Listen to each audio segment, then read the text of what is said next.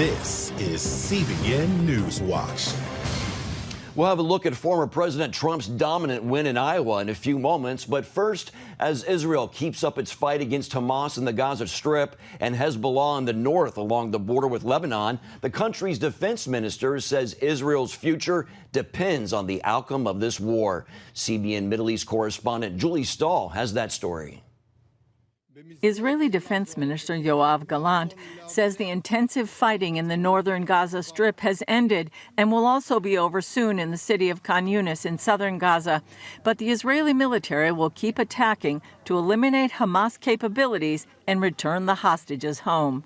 The cruel enemy before us understands only force. If the fire stops, the fate of the abductees will be sealed for many years in the captivity of Hamas. Without military pressure, no one will talk to us. Without military pressure, we will not be able to reach any agreements. Only from a position of strength can the abductees be freed. Hamas launched dozens of rockets at southern Israeli communities on Tuesday, causing some damage.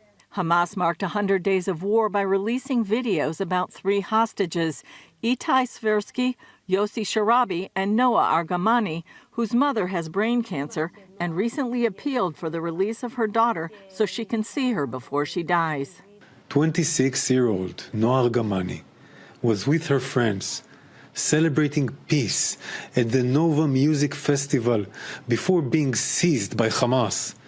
The image of Noah on the back of a motorcycle, surrounded by Hamas terrorists, crying out for help, shook the world. First came a video of 3 captives, then a guessing game, followed by another video with one of the 3 hostages explaining that the other 2 were killed by Israeli fire. Hamas is weaponizing social media as an instrument of war. Hamas wages psychological warfare to terrorize and torment the hostages, their families, and the world. Israel says Hamas is lying about the IDF targeting the buildings where the hostages were held, but did notify the families of the 2 men that it has concerns about their well-being. Inside Israel, 2 terrorists who were working at an Israeli car wash illegally carried out multiple stabbing and car ramming attacks on Monday in the city of Ra'anana near Tel Aviv.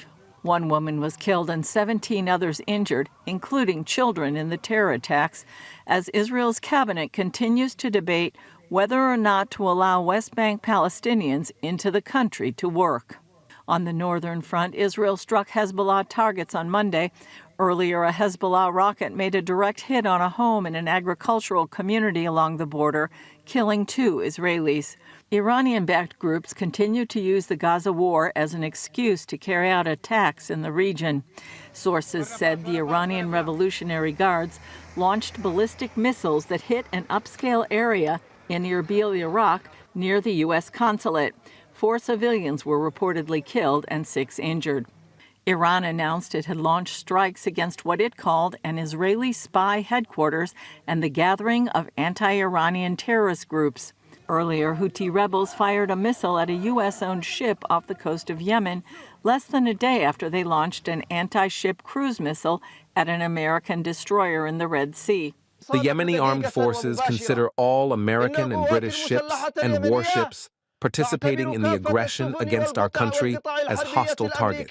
For now, Israel's main focus remains on the war against Hamas in Gaza, with the goal of wiping out their terrorist capability to keep Israel safe in the future.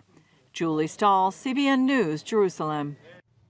Jonathan Conricus is a former spokesman for the Israel Defense Forces and a senior fellow for the Foundation for Defense of Democracies. He joins us now from our Jerusalem bureau.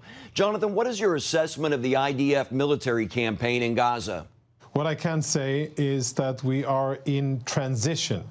The IDF has brought out and will bring out more troops in order to replenish, rest, repair, and prepare for the next stage of operations. Combat is still going on in central and southern Gaza, and the IDF is preparing for the next stages of the fighting there. But as your introduction and as the program with Julie just displayed, there are so many other fronts that need to be taken care of and so many other enemies. So the IDF is a little bit scaling down in Gaza, taking out troops in order to prepare them and have them available for other fronts and other tasks that are waiting and are in urgent need of attention. Is there a sense the U.S. wants Israel to reduce the intensity of Israel's campaign to eliminate Hamas? Well, we definitely saw, very strong U.S. support, material support, and we saw words and diplomatic support, which was absolutely crucial. And many in Israeli society perhaps get a sense of that there's a lot of pressure on Israel. But I think what matters most is that, the very strong bond between Jerusalem and Washington, that there's a clear understanding of what needs to be done, and that is the complete destruction of Hamas. And the U.S. government has said that repeatedly and consistently, that needs to be accomplished. And I think that there's very clear cohesion on that. Then there's perhaps deliberations between the Israeli government and the U.S. administration of how exactly that is done. We know and understand in Israel that there is a tremendous need for minimizing collateral damage and effect on civilians, and Israelis respect that and are very careful to operate accordingly. But at the end of the day, I think that the goals are aligned, there's understanding, there is strategic and diplomatic support by the U.S. for the state of Israel, which is absolutely crucial for obtaining the needs here and for defending Israeli civilians, and that, of course, is how I believe it should continue. Jonathan, what is the situation with Hezbollah on the northern border? It is very complex. We have more than 100,000 Israelis that are internally displaced, basically refugees in their own countries, because the border area close to the Lebanese border is simply not safe to be in. Just 2 days ago, we had 2 Israeli civilians killed by a direct hit of a Hezbollah anti-tank missile. They were in their home in one of the communities in northern Israel, and they were killed, an old mother and her son. That is how dangerous the situation is, and that is why Israeli civilians have been evacuated now for more than 100 days from their homes. That situation needs to be settled.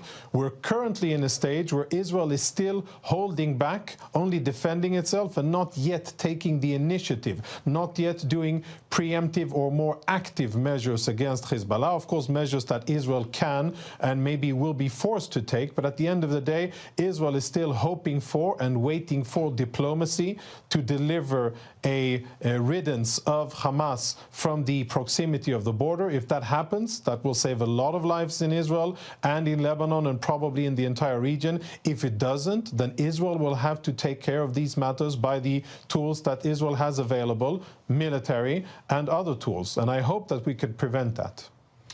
The Houthis have become a major front in the war with Israel. How do you think the U.S., UK, the international community should address their threat?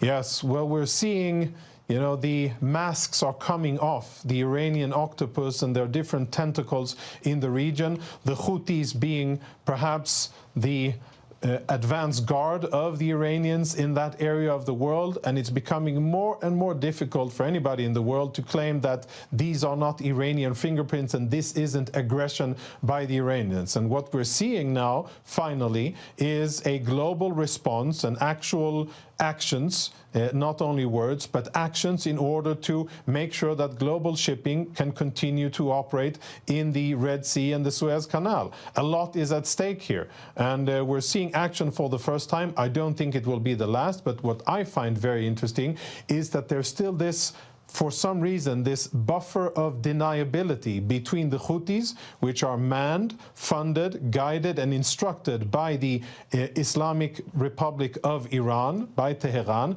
There's still this buffer of deniability, which I find it quite absurd, because what the Houthis are doing is at the behest of the Iranians, and the Iranians should be held accountable for their actions in the Red Sea, obstructing international shipping and being a menace to the world. All right. Jonathan Conriquez, thanks for being with us, sir. Thank you for your insights today.